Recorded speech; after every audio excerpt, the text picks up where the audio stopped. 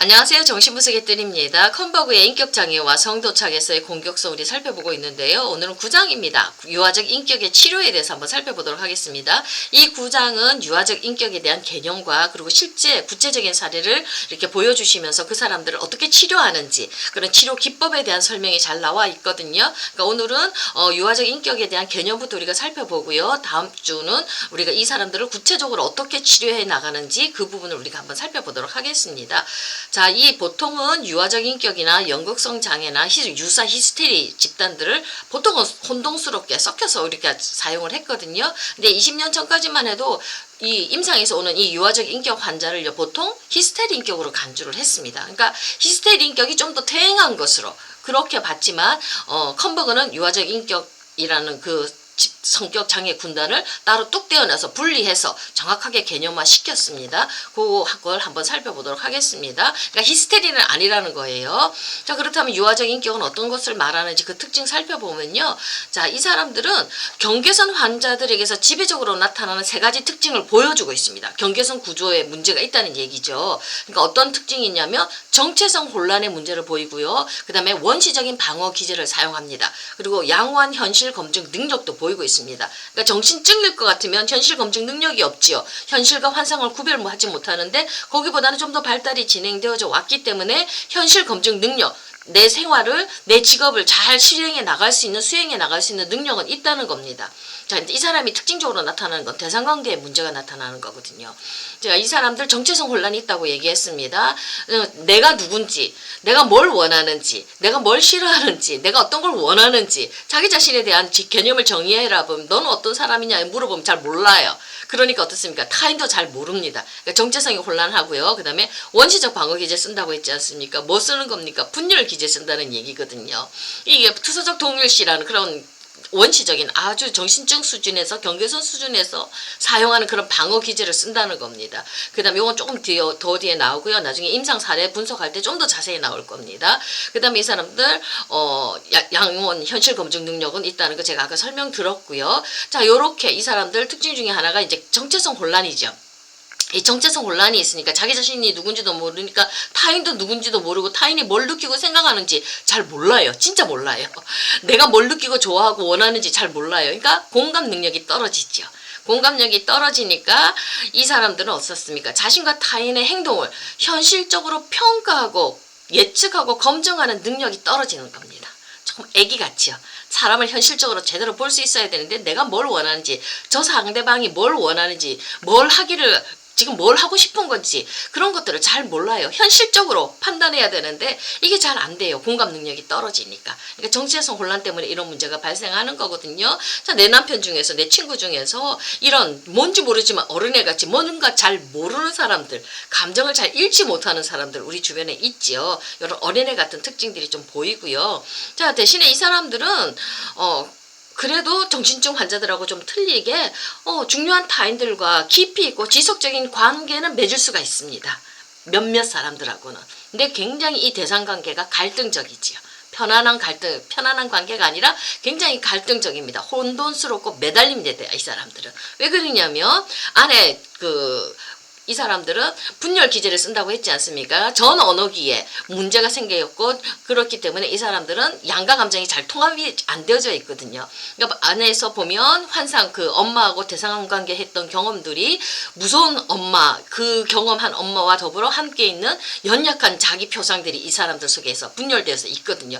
그러니까 무서운 엄마한테서 막 쫓겨날 것 같은 무서워 공포스러운 아주 연약한 유아적인 자기의 모습도 그 속에 들어져 있기 때문에 너무나도 무섭지만 그 엄마한테서 매달리는 거, 그 엄마한테 버림받을까 매달리는 그런 것들도 이 사람들은 보이고요. 그리고 또 그 엄마한테 가면 그 엄마한테 먹힐 것 같으니까 두려워서 도망가는 이런 것도 매달렸다가 도망가는 이런 역동들을 막 반복하거든요. 그래서 혼돈스럽고 혼란스럽고 그냥 매달립니다. 나 버림받을까 싶어서 엄마한테 유약한 자기이기 때문에 독립된 자기는 아니지 않습니까? 그러니까 엄마 표상한테 항상 매달리고 대상관계 속에서 내 친구 현실 대상과의 관계 속에서도 친구한테 매달린다든지 한 명한테 남편한테 매달린다든지 그런 유아적인 특성들을 보이고 있습니다. 그러니까 그 경계선 인격 조직요, 이런 사람들은 자기애적이고 조금 자기애적인 성격 장애, 분열성 성격 장애, 편집증적 그런 인격들이 보통 우리 경계성 인격 조직이라고 하지 않습니까?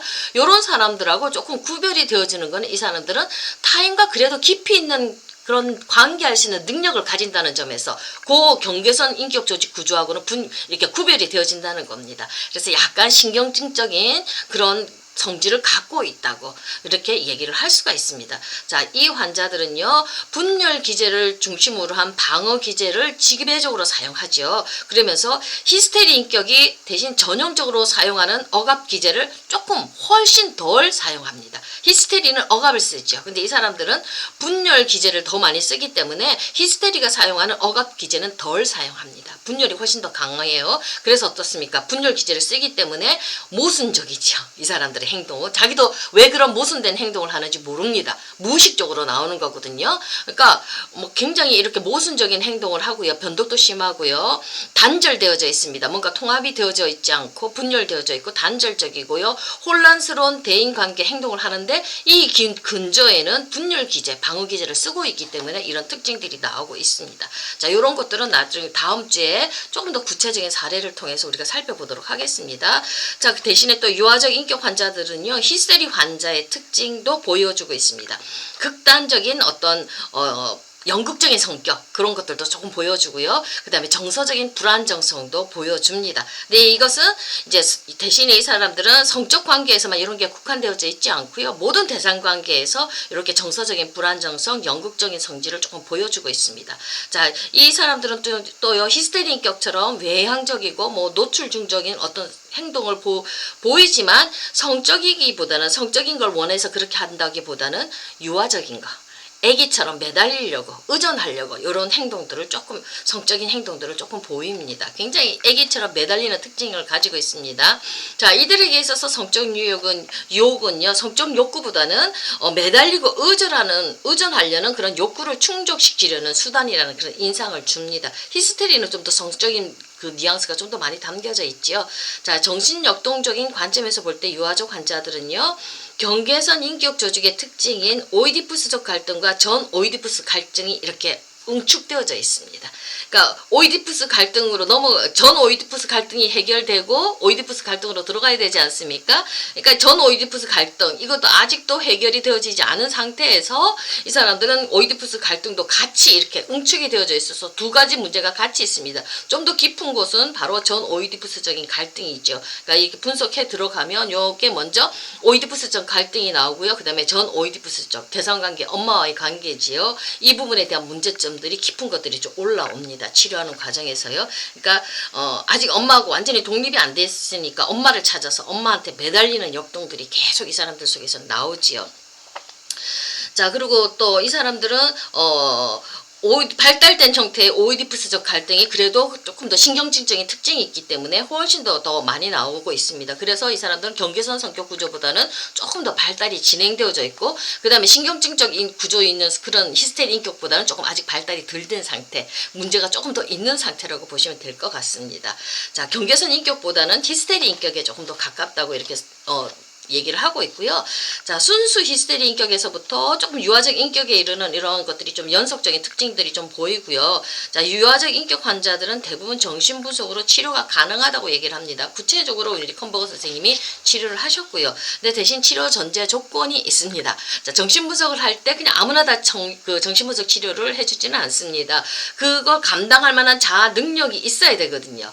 그래서 이 정신분석으로 들어가면 깊이 있는 것들이 막 이렇게 파고 들어가져 가니까 해체 불안 같은 것도 굉장히 많이 올지 않습니까? 그러니까 그런 불안을 견딜 수 있는 힘도 있어야 되거든요. 그러니까 자아가 얼마만큼 감당할 수 있는가, 그걸 보면서 이렇게 치료에 들어가는데, 이제 치료 전제 조건을 보면 환자가 첫째 치료적 동기를 갖고 있어야 됩니다. 우리 청소년 상담이 제일 어렵다고 하는 게 뭐냐면 이 내담자들 자체가 치료적 동기가 없거든요. 부모한테 이끌려서 오기 때문에 치료가 자꾸 드랍이 되고 치료가 잘 진전이 안 됩니다. 그러니까 치료를 한다는 건 본인 스스로가 내가 동기를 가지고 있어야 됩니다. 변화하고 내가 좀 더 삶의 질을 높이고자 하는 그런 치료적인 동기가 있어야지만이 어려움을 견딜 수가 있거든요. 그리고 더 적극적으로 그 사람이 이렇게 자기 자신을 분석하는 데 참여할 수가 있거든요. 그러니까 치료적 동기를 갖고 있어야 되고요. 그 다음에 정서적으로 자기를 성찰하거나 통찰할 수 있는 능력이 있어야 됩니다. 계속 이거는 분석의 과정은 자기 성찰을 해야 되고 자기 자신의 어떤 모습에 대해서 깊은 내면에 대해서 알지 못했던 것들을 이렇게 통찰해 나가야 되지 않습니까? 그러면서 인격이 성숙해 나가는 거거든요. 그러니까 자기 성찰하거나 통찰할 수 있는 능력, 분석하는 과정 이것은 점점 이렇게 그런 것들 성찰하고 통찰하는 능력은 향상되어집니다. 그 다음에 충동을 통제하고 불안을 감내하는 능력이 있어야 됩니다. 액팅아웃 그거 잘 하면 참 힘들거든요. 이렇게 자신의 어떤 갈등이나 불안을 행동화하는 것보다는 그 충동을 어느 정도 조절할 수 있고 불안을 감내할 수 있는 거, 견딜 수 있는 거, 그 능력도 필요합니다. 그리고 승화시킬 수 있는 능력도 필요하거든요. 이게 바로 자아가 얼마만큼 강한가 그런 것들을 이렇게 살펴보는 거거든요. 그러니까 컨버거 선생님은 이런 정도의 능력이 있어야지만이 좀 더 이런 유아적 성격 있는 사람들 치료할 수 있다고 이렇게 얘기를 하고 있거든요. 근데 사실은 또 이런 부분이 안 되기 때문에 우리가 치료를 받기는 하는데, 그러니까 정신분석 치료는 조금 더 깊이 있고 무의식을 탐색하기 때문에 시간도 오래 걸리고요. 또 고통스러운 것들을 우리가 공포도 직면해야 되는 그런 불안도 직면해야 되는 문제들이 있기 때문에 조금은 그래도 자아 강도가 있는 사람, 견딜 수 있는 사람하고 이렇게 오랜 시간 분석에 들어갈 수 있다고 이렇게 컨버거 선생님은 얘기를 하고 있습니다. 요즘은 뭐 정신분열증이라든지 자폐증 환자들도 정신분석으로 치료를 하거든요. 조금 치료의 범위가 좀 더 넓어지고 깊어졌지만 이건 컨버거 선생님의 주장이기도 합니다. 오늘은 여기까지 하겠습니다. 감사합니다.